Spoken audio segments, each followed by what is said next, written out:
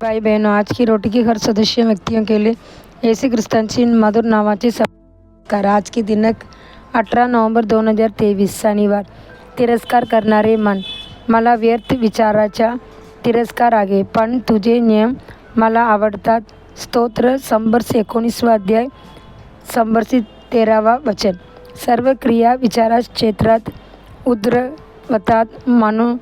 माणूस विचार करतो, बोलतो आणि मग कृती करतो. जेव्हा विचार असतील तेव्हा पवित्र होतील. माणसाच्या विचारामध्ये स्पष्टता आणि सखलपणा असेल तर त्यांचे जीवन सुखकर होईल. विचारांचा उगम कुठून होतो या वाक्याच्या संदर्भात लोक त्यांच्या विचारामध्ये विभागलेले आहेत. काही म्हणतात ते मनापासून आहे, इतर काही म्हणतात की ते मनापासून आहे, आणि असे काही आहेत जे म्हणतात की ते बुद्धीपासून उतरवते. आणि कोणीही त्यांच्या उत्पत्तीबद्दल स्पष्टपणे आणि अचूकपणे सांगू शकत नाही. परंतु हे विचार एखाद्या व्यक्तीला बोलण्यास किंवा वागण्यास प्रवृत्त करतात. आयुब 20 अध्याय 2 वचन. माणसाला आपले विचार रोखून ठेवता आले पाहिजेत. विचार हे मनाचे मूळ आहे. मूळ निरोगी असेल तरच झाडाची भरभराट होईल. आज लोक वाईट कृतीकडे झुकतात, प्रामुख्याने त्यांचे व्यर्थ विचारामुळे. स्तोत्र 2 अध्याय 1 वचन. आणि त्यांच्या व्यभिचारी विचारामुळे ते परमेश्वरापासून आणि जीवनाच्या मार्गापासून दूर जातात. नीतिसूत्र 5 अध्याय 6 वचन. एके दिवशी डेव्हिडने आपल्या मनात व्यर्थ विचारांचा द्वेष करण्याचा आणि देवाची वचनावर प्रेम करण्याचा निर्धार केला. स्तोत्र. संवर्ष 19 अध्याय, संवर्ष 13 वचन.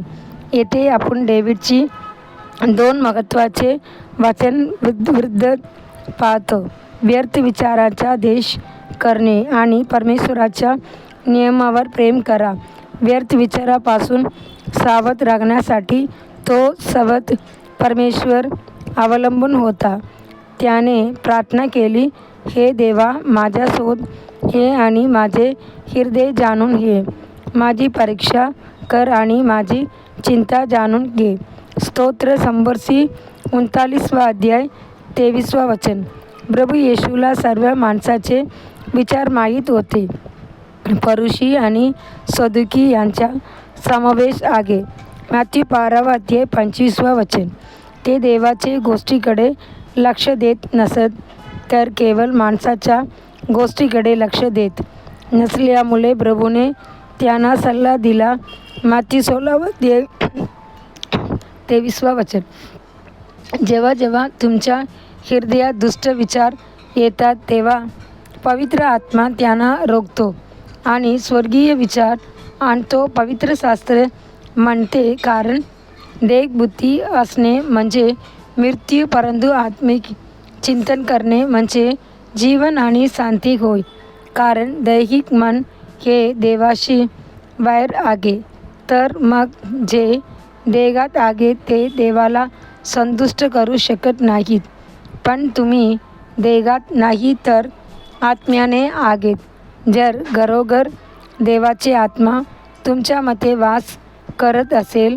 आता जर कोणाकडे ख्रिस्ताचा आत्मा नसेल तर तो त्यांचा नाही. रोमन 6 अध्याय 6 ते 9 वचन. डेव्हिडला कळले की व्यर्थ विचारांचा द्वेष करण्याची गुरुकिल्ली देवाचे वचनावर प्रेम करणे आहे. पवित्र शास्त्र वाचणे, पवित्र शास्त्रावर ध्यान करणे आणि त्यांच्या शब्दानुसार आपले जीवन स्थापित करणे व्यर्थ विचार दूर करण्यास मदत करेल. सर्व पवित्र शास्त्र पवित्र आत्म्याने आपल्याला कृपापूर्वक दिलेले आहे आणि ते जीवन आणि आत्मा देतात. जेव्हा आपण बायबलचे श्लोकावर मान्य करतो तेव्हा देवाची शांती जी सर्व बुद्धीची पलीकडे आहे ख्रिस्त येशूद्वारे तुमची अंतःकरणे व मनाचे रक्षण करील. फिलिपियन अध्याय 4 7 वचन. पुढील चिंतनासाठी श्लोक. तुमच्यापैकी प्रत्येकाने केवळ स्वतःच्या हितासाठीच नव्हे तर इतरांच्या हिताकडेही लक्ष द्यावे. फिलिपियन्स 2 अध्याय वचन 4 आणि 5. दिवसासाठी बायबल वचन. सकाळी एजेकिएल 8 अध्याय 9 अध्याय 10 अध्याय. संध्याकाळी हिब्रू 13 अध्याय. धन्यवाद.